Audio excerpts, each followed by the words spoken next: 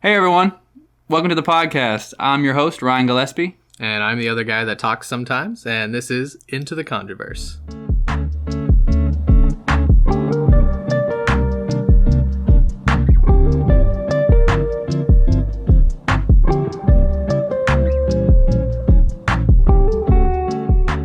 All right, welcome back. Another week, another podcast episode. Let's go. This is week 3. We're still going, That's How ridiculous. are we even here? Yeah. I don't know.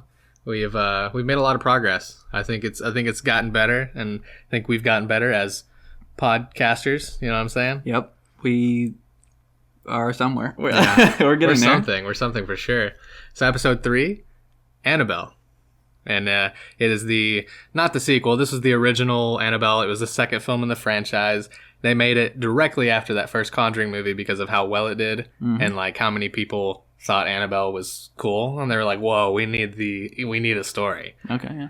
But of course, we've already covered the prequel that came out way after. Yeah. But chronologically, here we are. Yeah. We watched this, both it was our first time watching it. Mm-hmm. And so we watched it with the prequel, having watched that last week. And so we from the beginning sort of knew some of because it goes directly from that prequel. The ending scene is the beginning, not the very first scene, but it plays pretty close into that one. For sure.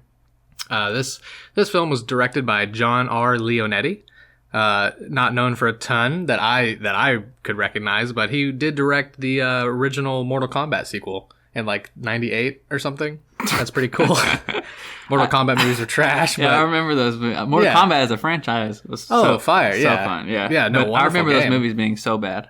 Still hasn't been a good movie. One came out literally this year. Mm-hmm. It was I watched the CinemaSins of it. Shout out CinemaSins. Yeah, they had a lot of them. Yeah, the Scorpion origin story of his blade on a rope. What is that called? Throwing? I don't know. Oh, I don't know. Swinging blade. I'm not some Go watch sort Mortal of Kombat. Mortal Okay. Kombatter. Yeah, go ahead. Written by Gary Dauberman, who wrote all the Annabelles as well as the Nun that we've already covered, and both the It chapters, It and in It Chapter 2. That's kind of crazy. Yeah, I didn't realize that. So he's I do like. He's written movies. some good stuff and some not so good stuff, but The Nun. like the Nun, and then produced by none other than Peter Safran and James Wan yet again. Mm-hmm. So we're sticking with the same producers. James is going to be here for the long haul. He's kind of the producer of the whole Conjurverse. Mm-hmm. So we got a few main characters here. We got Ward Horton as John. What a name. And then Annabelle Wallace. Annabelle, that's crazy. She's That's really weird, actually. her name is Mia. She has starred in movies such as Tag, which is a pretty good one. It's got like Jason Bateman and a couple of other pretty good. What year do you know? Like 2017 or something, 2018 maybe. And then she's also in that new horror movie that's in theaters now, Malignant, which I've heard some good stuff about it. I know nothing about it, but Annabelle Wallace is in it, so might be okay. And then Alfre Woodard as Evelyn, and she's been in a ton of stuff. Yep. Star Trek, First Contact. Did you say track? Star Trek. Dude, I love Star Trek. 12 Years a Slave, Captain America Civil War, and a new show called C. Yeah. What is that on? What? It's on Apple TV. Apple TV. Jason Momoa. Season 2 has Dave Bautista in it as well. What a show. I love that show. So she's in that show as well. She's been in a bunch of stuff. This one had a production budget of $6.5 million, which is minuscule compared to, I think, the rest of them so far. And then had a worldwide gross of $257 million. So big bank off of the Annabelle movies. That is a hell of an investment for sure. Yeah. So they do super, super well. So of course we're going to be getting into this movie in depth, and spoiler alert. So if you want to watch it before you listen, you can stream it on iTunes, Google Play, YouTube, Amazon, Vudu, and even Redbox streaming. So you better hop on that Redbox streaming. I don't know what the hell that's about, but I have used Redbox to stream some movie before. I did it sort of when the pandemic hit. I was like, that's a sin in itself, I think, is using Redbox streaming. Well, yeah. Well, the listener can decide. You just suggested that they go watch this movie. I mean, there's some other sites too that it's probably on, but anyways, and also, just to give you a trigger warning, you can go to doesthedogdie.com and search for the movie Annabelle. I love how this podcast is like so. It's going to be from here on out, sort of, kind of a plug for does the dog die every time. No, it's awesome. I literally didn't know about it until this podcast, and it lists every single possible trigger warning that you could think of, and users vote yes or no on it, and it's pretty accurate. Like I've seen, and there's comments for like the specific triggers. We need to contribute then. I made an account. Okay, perfect. Yeah. I go through the list to make sure there's not something that's really stupid, and I did downvote one that said yes, but it was not true for this movie. Great. But yeah, so check that out if you are worried about any triggers, and we'll get started. We'll get into the movie. So starting off, we're in 1967 now. We left Annabelle creation in 1955. So 12 years later, we got John and Mia Form. Horrible last name, Form. John Form. Yeah. Lived in Santa Monica and are expecting their first child. And right off the bat, John gives her this huge box, and we already know. We already know that it's going to be a doll. And it's the Annabelle doll, looking all nice and clean and pristine, like she had been restored, somewhat. And, come to find out that Mia has this massive doll collection, and she's like, oh my God, it's perfect. I've been looking so long for it. So it's like a rare doll, implying that there might be more, which is creepy. Yeah. But, then we jump right into them hearing some commotion and screaming at their neighbors, and it's the ending scene from Annabelle creation. Mm-hmm. So that was a spoiler by watching it chronologically. Yeah. We already knew that Annabelle Higgins was going to murder her adoptive parents. Yeah. But that's where we're at the beginning of the movie. So they hear the commotion. She's like, John, what the hell? And he goes to investigate, and they're walking over there, and immediately, like, he runs out of the house. He's got blood, and he's like, it's not my blood. He's like, call 911. Yeah. So she runs back into the house to call 911. And the whole time, you said that they're expecting, but very pregnant, moving. Oh, yeah, huge. Yeah. Very slowly. She's very, very pregnant. Yeah, she's very dramatic with her pregnancy. But she gets back to their house, and she's dialing 911 on the damn rotary phone. And then Annabelle, grown up Annabelle Higgins, rolls up in there with her unknown, it's an unknown man at this point after murdering her adoptive parents. And they just start attacking her. Like, she actually, like, you see her in the background, right? She goes into the thing and she grabs the Annabelle doll. She's holding Annabelle. And then she goes, I like your doll. Yeah. I like your dolls. She's on the phone and she turns around and she's like, I like your dolls. And then she just promptly stabs her in the stomach. And we're like I was immediately like, oh, well, baby's dead. Like, that's a good, what a lovely ending. Yeah. Roll credits. But yeah, she gets stabbed in the stomach and then basically just sits there in shock the whole time, because then John, rushes back over, he hears her scream. He starts fighting off the, Annabelle and this man, and he gets the crap beat out of him. Luckily, the cops show up because she did call 911. Yeah. Just blast the dude, just shoot him to death. 5 times, I think, in the chest. Yeah, just mowed him down. And then, Annabelle had run into the nursery, also where all the dolls had been kept, and slits her own throat, before the cops can get to her, and draws like a weird symbol that kind of resembles an A. An A, yeah. I thought it was like a A. rune. Like I thought it was an A at first, but then come to find out it's like just a rune that kind of resembles an A. Yeah. And she has the doll in her arms. She has the Annabelle doll, in her arms. Mm-hmm. Lovely, creepy ass scene. Blood drips from her gaped open neck into the doll's eye. Mm-hmm. And yeah, it's gross. And we see a news report after the fact, that the assailants were Annabelle Higgins and her unknown boyfriend, and they were a part of a cult. We don't know what kind of cult. They're just, they're crazy people. Yep. But she was okay. Mia survived. The baby survived. Like, there was some damage to, I don't think it pierced the sac, is what the doctor said. So wait, her sac or... Sorry, go ahead. Who else is sac? Keep going. Okay.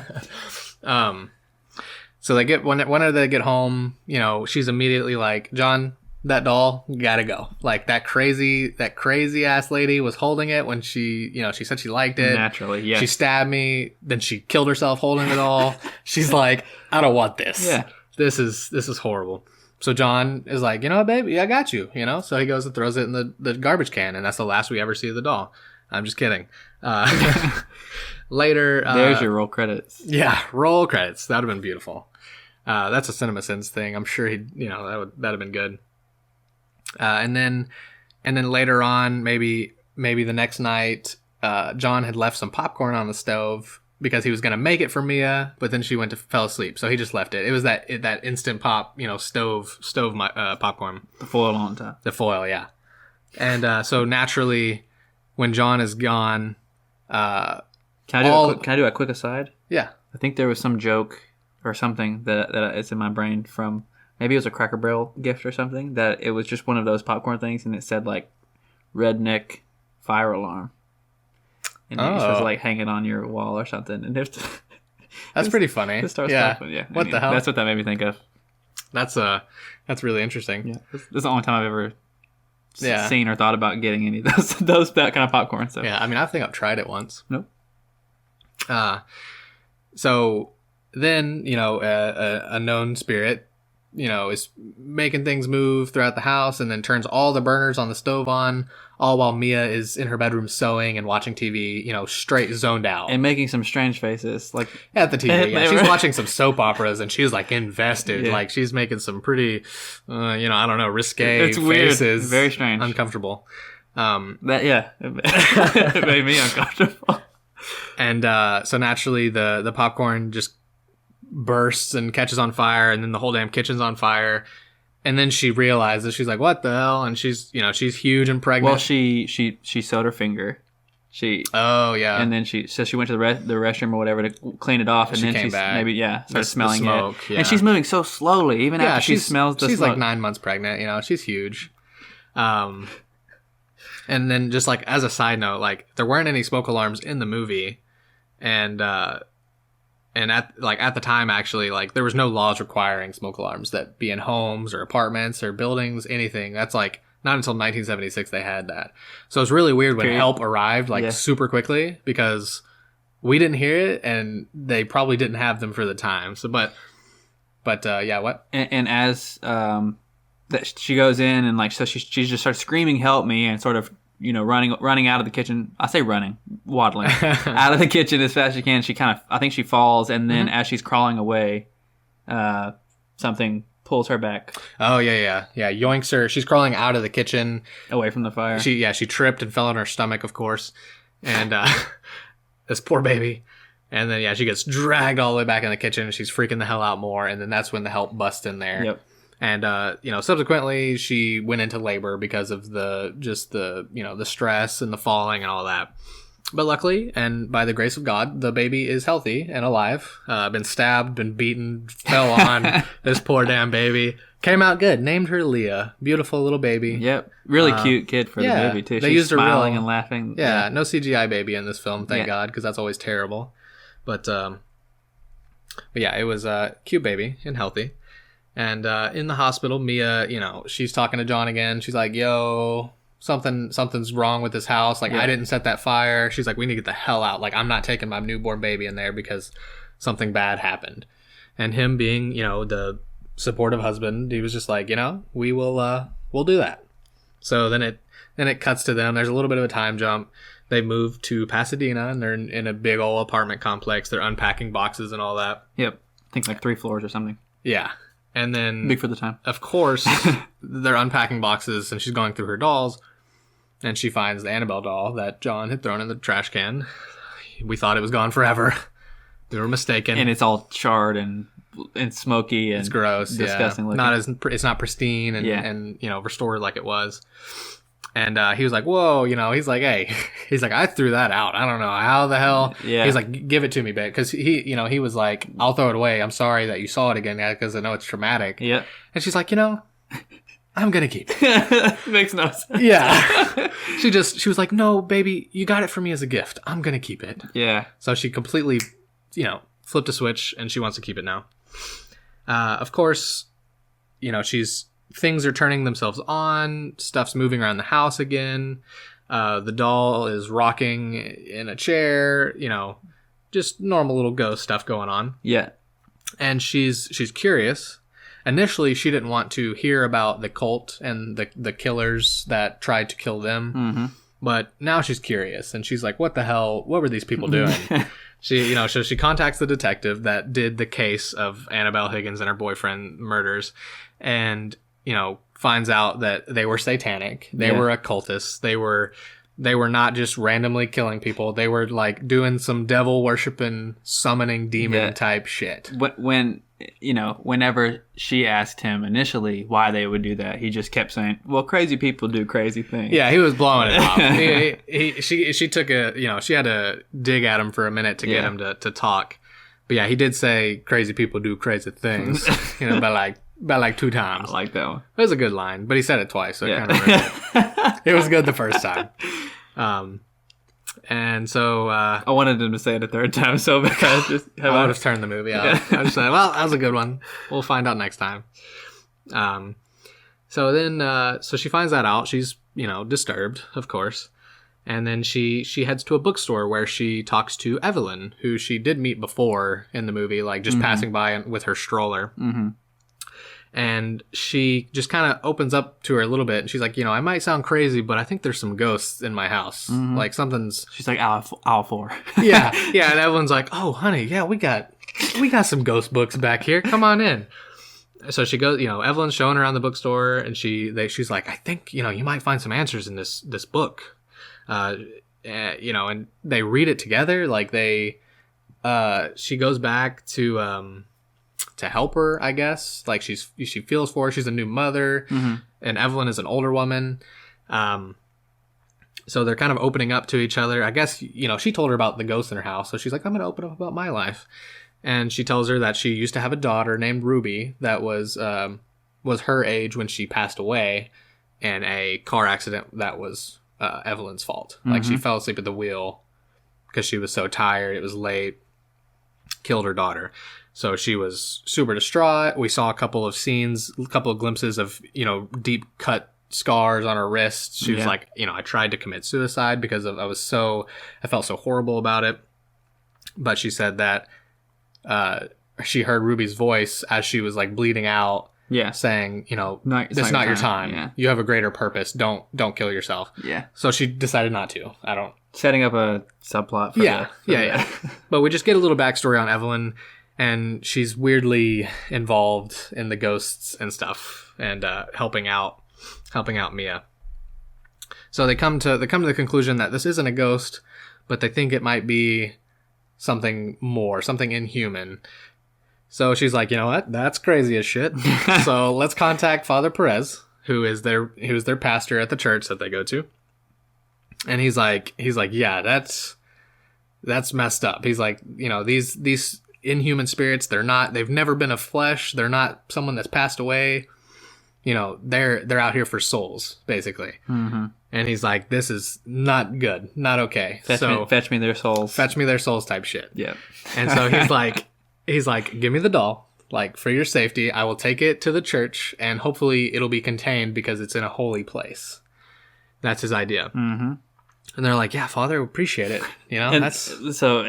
So while we're watching this, they asked, what can we do with the doll? And then at that same time, you asked, well, what can they do with their baby? Yeah. And he says, I'll take her. And you're like, perfect. But he meant the doll, obviously. He's like, I'll lock her in the church. And you're like, wait. He was like, I'll store her. He said, I'll store her in the church. And I was like, wait, they're not talking about the baby. Because their main concern was their daughter, because they thought that the spirit of the doll was after the daughter. The baby's soul, yeah. Yeah. And so naturally I was like, I'll just take, let like a family member, like maybe if they don't have family, just let Father take the baby. Like, good Lord. So it fit, but no, he was talking about the doll. So he did take the doll. And he made it all the way to the church. I thought he was going to crash because his radio, he was listening to a baseball game.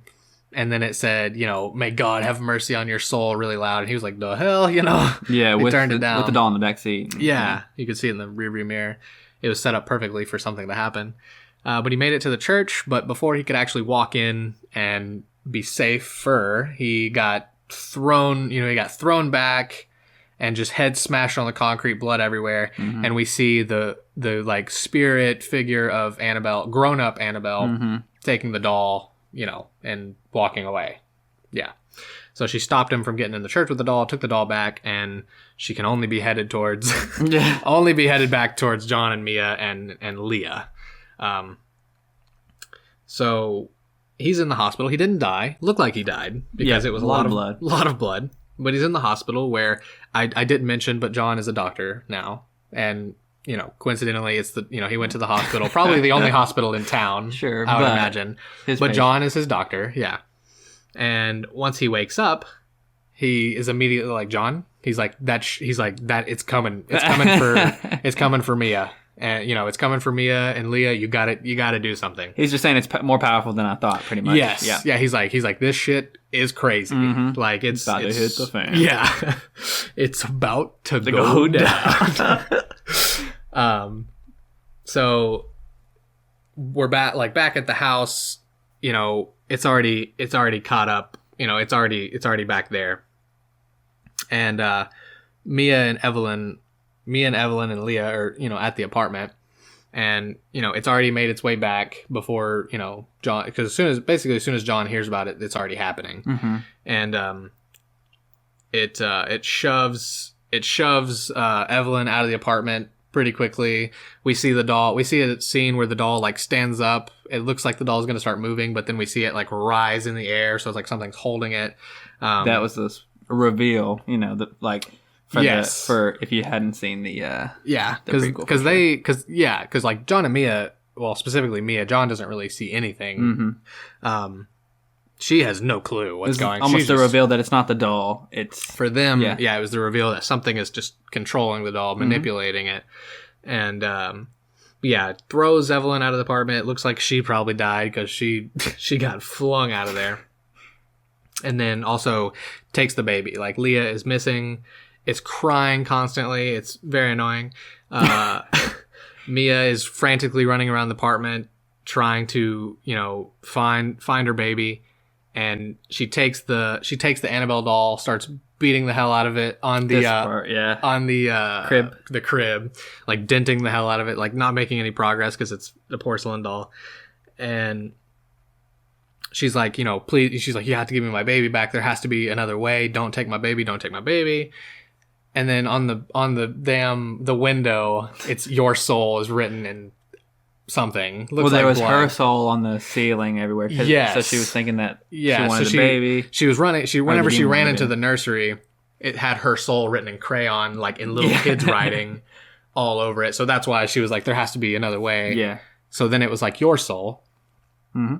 Because Father Perez did say earlier in the movie that demons can't just take a soul; it has to be offered willingly. Mm-hmm. And a baby can't offer this. And soul. A baby, that's what Father Perez. Whenever he woke up and told John, that's what he told him. He was like, "It's not Leah, because Leah cannot give her soul away. It's Mia that it's after." So it's just thinking that it's manipulating Mia, and you know, trying to get her soul. So you know, it says your soul on the window, and it starts whispering, you know, your soul. You know, it's kind of cringy. But so she has the Annabelle doll. She gets in the window. She's about to just jump. She said, "The hell with it." Meanwhile, John and Evelyn, like he arrived. He met up with Evelyn. They got in the apartment because she didn't have a key. Mm-hmm. He just opened the damn door with a key. And they bust in there just in time to see her standing in the window. And John is like, "Mia, what the hell?" You know, and she's like, "If there's no other way, I've got to give it my soul so that it doesn't take Leah's." And he tries to talk her down. It doesn't work. She's just gonna jump. She said, "Tell her when she's older. Tell her that I loved her." All this sad shit. It's about It was very sad words that she was saying. Because she was just gonna kill herself and give her soul away. And as she starts to jump, John is just faster than lightning. Just runs over there, grabs her arm. Pulls her back in. She starts screaming and crying. Drops the doll. Yeah, drops the doll on the ground. And John is just like, "You cannot do that." Like, you think about your child. You cannot just give up your soul and die. You can't do that. In the meantime, old Evelyn is slithering on over. Sneaking, slithering. I think I was like, I was like, we know what she's gonna do. Yeah. And so she had picked up the doll while we were focused on John and Mia, and she was in the window, and she's like, hey, I'll do it. Like, I'll save your daughter. And she was like, this is my way of repenting for killing my own daughter. This is what she said specifically. This is my purpose. This is what Ruby meant when she said I had a greater purpose. So she dips out the window. Very sad. I just don't agree, but it's okay. You know, I think you said like, why don't we just not give the demon a soul? Yes. Yeah. We could definitely find something to not give this demon a soul. We can work something out. We don't just have to just jump to conclusions here. Take it easy, man. Yeah. You don't have to jump out of the window right now. But yeah, Evelyn jumped out. It panned down, and she's just on the concrete, several floors down, dead, blood everywhere. Annabelle doll just sitting next to her. And then miraculously, Leah was in the crib behind, they're in the nursery this whole time. So then that panned back to Evelyn on the concrete, and the doll is gone. So it got its soul and it just dipped out. They said, hey, thanks, that's all I wanted. Could have solved this a long time ago, guys. So then we jump forward about 6 months. The Forms, John and Mia, have moved on. They don't know where they moved, but they got the hell out of Pasadena. And they have not seen Annabelle since. They haven't had any kind of spoopy stuff happen. Elsewhere, we go somewhere else, same time frame. We see a woman in a thrift shop. She's purchasing the Annabelle doll. Oh my gosh! She's Annabelle like, I've been looking everywhere. I think for this or something. Apparently, it's a rare doll, rare porcelain doll that everyone just wants in the doll collecting community. And I think she tells the shopkeeper that it's a gift for her daughter. And just an Easter egg, there was a Raggedy Ann doll on one of the shelves in the shop. Mm-hmm. That's setting up, that's setting up like the true story aspect of it, because there was a scene right in the beginning where they were reenacting the Ed and Lorraine tapes of talking to the girls whose mother bought the doll for them. Mm-hmm. So that's all that was. And then it shows the doll in the Warrens Occult Museum. Mm-hmm. Because remember, this was released right after The Conjuring. They probably thought this was going to be a one-off. Yeah. They tied it to the real life people and ended it. And that was Annabelle, the original. The movie in itself wasn't very great. The story was pretty lackluster, rushed for sure. Yeah. They did it in the kind of 80s style of horror movies. The soundtrack was super old, the shrieks. Yeah. I thought they did that fairly well. Of course, like, that's not the modern style of horror movies, and not what everybody likes. Yeah, but that was probably the most redeeming quality of the film. There were those sort of horror movie cliches, sort of the woman high screech, right, as she's scared, and every time her hair's blowing in the wind, kind of. Yeah. It definitely had the turnaround, like screaming into the camera faces. So the story wasn't very good. I think even though that is the old style of horror, they did it well, in my opinion. But overall, just not enough spook. I will say, because we usually talk about our favorite scene or the scariest scene, mm-hmm. and mine was one that didn't make it into our overview, but because it wasn't very impactful, but it was the storage room in the basement of mm-hmm. the apartment building. Same. And it was, almost completely dark out, down there. I think maybe the only light was sort of the natural light coming from the night light outside or something mm-hmm. like that through the windows. Yeah. But just to summarize it, Mia is going to get something out of her storage closet, and while she's down there, kind of there's like a stroller that rolls in, and out of nowhere, like a black stroller. Yeah. And she looks in there, and there's nothing, and then she's kind of in there with a demonic presence, and it kind of grabs her arm and leaves that mark, and that's what led into the whole runic study with that that mark on her arm. Anyway, the coolest part was, as she went, there was only one elevator exit and like an exit door to the Fire stairs. Exit, yeah. But she goes into the elevator, and she makes it away from the demon, makes it to the elevator and closes the door, and it proceeds to, wait a few seconds and then open and she's still there. Yeah, and that happens 4 times, I think. It closes and then it goes ding, and then it just opens back up to the same place. That was did like 4 times before she actually ran to the stairs. Yep, that was so great. It was suspenseful. Good. For sure. Oh yeah, that was definitely the most suspenseful scene of the film. There were some okay scenes for sure, but overall movie pretty subpar. Mm-hmm. Not as good as Annabelle Creation by any means. No. And I think I might adjust my scale later for the ratings of these movies because I don't. This one falls, I think, somewhere between The Nun and Creation. Absolutely, for sure. Yeah. I think we rated The Nun too highly. I agree. Yeah. So this is definitely better than The Nun. Yeah. But still not good. So I would give it probably a 5. I was thinking 5. I think you liked it a little bit more than I did as far as the style. Mm-hmm. So I'll give mine like a 4.8. That's fair. Yeah, I definitely did like the style and the music. I really really like the music. And The Nun is that's gonna tank. The Nun is gonna go down. We'll have a final rankings of all the movies, and it'll kind of, you have to adjust the scale as you go. You can't just because we didn't know. So before we get into a little bit more about the real life Annabelle. One little spooky thing that did happen on set was happened to Joe Bashara. He was the composer for the music of the film, but also played the demon in the film. So like he got into the full body makeup, like went all out for for the part. That is awesome. And the first time that he got into full makeup was to shoot the scene in the stairwell. Whenever he was chasing her up the stairs.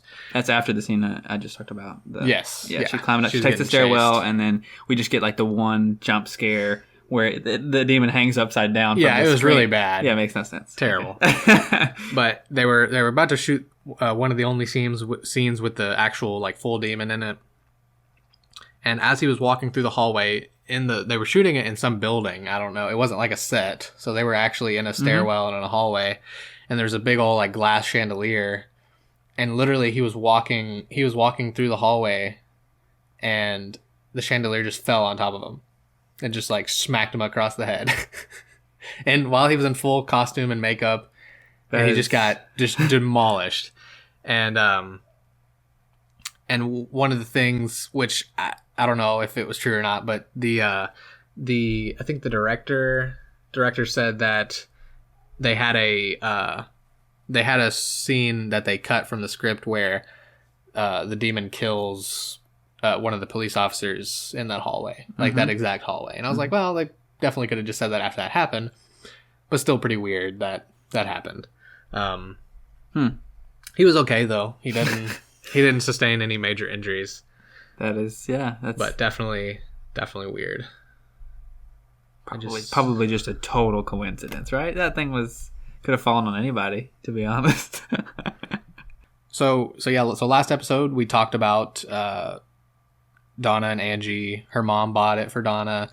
They had it in their apartment with their friend Lou, and all the scary stuff was happening. So they contacted the medium, found out that Annabelle Higgins was a little girl that died, near their apartment. So past that, after they contacted the medium and invited the spirit or the demon into the doll, stuff started to get worse for specifically Lou. He was getting the worst of he was being targeted, I guess. Yeah, tormented. Man was getting just, anytime he was alone, stuff was happening, stuff was moving. He would hear scratching and weird, like, kind of talking sounds from other rooms. And specifically, he heard some, like, really loud noises from Donna's bedroom where she would usually keep the doll. And when he went in there, the doll was just like flailed out in the floor in the corner. Like the noise stopped as soon as he opened the door. And then he said he felt an overwhelming presence like directly behind him, like someone breathing on the back of his neck. Like he whipped around, nothing is there. Yeah. And then he had searing pain on his chest, and he had like seven claw marks, like 3 vertical, 4 horizontal, something like that. Mm-hmm. And like he said, it was like fire. It was like burning him, and it was just huge scratches. And then it healed in like 2 days. Mm-hmm. Very similar to the film when she got that mark on her arm. It healed like the next day. Yeah. After this point, he's telling Donna and Angie, he's like, this is ridiculous. He's like, I've been telling you this whole time. This is too much. We we need to call someone. So they contact a local priest who said, holy shit, this is beyond me. Yeah. He contacted another priest who contacted the Warrens. The Warrens immediately were like, okay, yeah, we'll come check it out. And then they jumped straight to the conclusion after hearing Anna and Donna's story that that this is a demonic presence. This is not a ghost. This is not a little girl. They're just manipulating you and telling you stories. Yeah. And, this is bad. It's not going to stop. Ed and Lorraine specifically said that if this had gone on for just even a couple more weeks, someone probably would have been dead. Mm-hmm. Like, it would have killed someone, or it would have possessed somebody, or taken their soul, whatever, killed them. And, so they said it was bad. And they, under their, suggestions, they had a father come do, like, an exorcism blessing. Oh, wow. Yeah, he didn't do an exorcism because there wasn't anybody to do it on. Mm-hmm. But he did, like, a blessing on the apartment itself. And Ed and Lorraine took the doll. Mm-hmm. So they were like, this should cleanse, the area, you guys, and we're going to take the doll away. So hopefully you will be scot-free. Mm-hmm. And, Lorraine, she has her little visions and her little premonitions. And she's like, Ed, it's going to be dangerous on the way home. And she told the father that too, that blessed the apartment. She's like, you please be careful, when you're on your way home. Me and Ed are not even going to take the interstate. We're going to go on some slow back roads because this is some strong ass evil we got here. Yeah. So he doesn't take the interstate. They're going on back roads, and still, like, every time they would turn a corner, their brakes would lock up and they would skid like every single time. And they, I think at some point after a couple times that happened, Ed whipped out some holy water and talked some shit to that doll and was like, hey, stop it. And, so it ceased and they got home safely. That's the skeptic in me is yeah. That's pretty interesting. Yeah. It's definitely a lot to take in, but once they did get it home, even after all of this stuff happens, what do? Oh, he just throws it up in his office. He's just like, whatever. And in the following weeks, they see the doll, like, levitate, look like it's being held up because it's just limp, Change locations. If they were gone for more than, like, a day, they would, like, wherever they put it, whatever room, it would be in Ed's office in his chair. Like, every time they came back home. Like, if that happened, bro, I mean... that is so, yeah. It would be over with. I would be done. Yeah. I would no longer live, possibly even in the United States. I might be. It can't cross international borders. Yeah. It's confined to the United States. And then the straw that broke the camel's back was a priest had come over, and he was talking smack to the doll. He picked it up. He said, "You're just a rag doll." He's like, "You can't do anything." Like, because it's not the porcelain doll from the movies, right? Right. It's just a Raggedy Ann doll. Mm-hmm. It doesn't look menacing at all like the movies. It looks just nice and cute and can't do anything. So he literally said, "You're just a rag doll. You can't hurt anyone." And he's just like, he throws it like across the room or something. And then Ed was immediately like, "Hey, what the hell?" He's like, "Why would you do that?" He's like, "That's the last thing you want to do. You can't do that." Yeah. And then Lorraine, similar to whenever they first took it home, she told him, she's like, "Hey, you need to call me when you get home. You need to be super careful because I just have a bad feeling about you traveling right now." And of course, he crashes on the way home. he totals his car. Yeah. He also said his brakes locked up, like going into an intersection. Yeah. So he just totaled his car, didn't die. He survived it. He was in the hospital for a while, but yeah, totaled his car, near fatal accident. That's insane. After, talking shit to Annabelle. Yeah. Would you not just maybe, since it is just a Raggedy Ann doll, would you not maybe just burn it or cut it up and burn it or something? You would think so. Yeah. Yeah. No idea. And then if it reappears assembled or somehow not burned or something, then you would think that someone had to have tried, but who knows? So after all this, they're finally like, well, let's not just keep it in our house, I guess. So they built a special case for it, and it's blessed like twice a month or something like that. Someone every 2 weeks or something. And I'm pretty sure it's in some sort of it's built with some kind of wood that was blessed, maybe like doused in holy water type stuff, and it's got glass. And it's in their little occult museum where they keep all their artifacts from all their fun little adventures. Mm-hmm. Your favorite place? I love it. I want to go so bad. And then the last known thing to happen with Annabelle was this couple came to visit the museum because it was a hot commodity at the time, and he was shouting at the doll, banging on the glass, like daring it to do something to him. He's like, "You can kill people. You can do this. Do something or whatever." Mm-hmm. And it was him and his girlfriend on the way home. They were driving a motorcycle. His brakes gave out, and he ran into a tree. Just slammed into a tree. Killed him instantly. And his girlfriend was hospitalized for over a year. And then she stated that he was making fun of the doll and laughing about it, like just joking about how stupid the doll was when he crashed. It sounds like a real stand-up guy. I wonder if he... No, that's terrible. I have no idea. Yeah, just dead. I'm thinking, trying to think maybe statistically, the motorcycle crashes are fairly frequent, and they're deadly a lot. Yeah, they're a lot more deadly than cars, but still just ridiculous. But yeah, so I mean, Annabelle is still sitting in the case in their occult museum. It used to be open to the public. It's not anymore, unfortunately. But you can still have like private shows and private little tickets you can buy to go see it. It's run by Tony Spera, who is their son-in-law, and so he runs it now that Ed and Lorraine have both passed of natural causes. Nothing spoopy. Not supernatural. Yeah. Man, and I think didn't Lorraine, she passed maybe in 2019, and just would have loved to get her on here. I know. And Ed passed away in like 2003 or 2004, long, and then so he had no idea about the movies. Lorraine, she was a big part and helped with all the movies leading up to, Annabelle Comes Home was probably the last one that she helped on.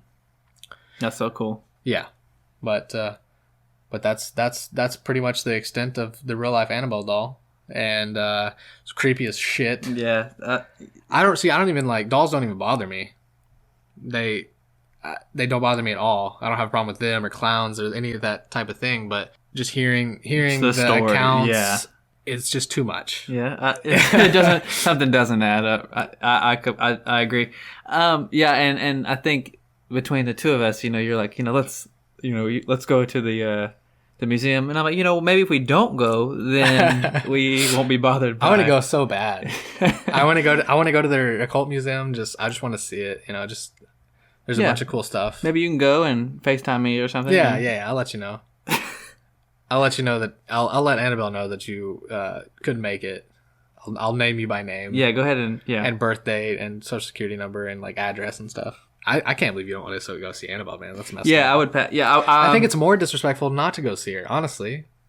Well, I would maybe do it only for the podcast, to talk about it. But other than that, I would not. Yeah. Okay. Well, that settles it then. We'll go later. They're having an event on Halloween, so maybe we'll head up there, Connecticut. But that was episode 3.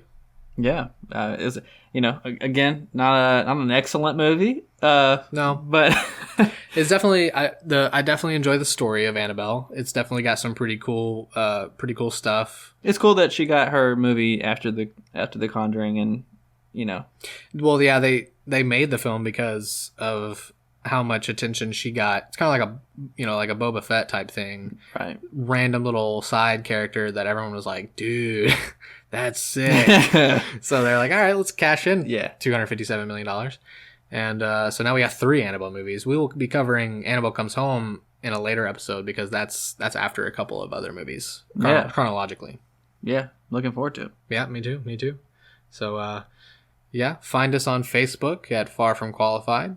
Let us know what you think. Find us on Twitter as well, FFQ Podcast, and talk crap about the show and us and our stupid voices or whatever. And then also some criticism is cool. Yeah, I just want to know what people think about how they would rate the movies, what they think about our ratings, and kind of breakdowns. But you can also find the episodes on YouTube. as well. And bloopers. We post bloopers because we say a bunch of stupid things that don't make it to this cut. But yeah, we will see you next week, where we will be getting into The Conjuring. It'll be the first Conjuring movie that we cover next week. And I'm excited. Yep, first time I've ever seen it. It's going to be good. Crazy that you haven't seen that movie. It's a fantastic movie. But we'll get into that next week. All right. See you guys later.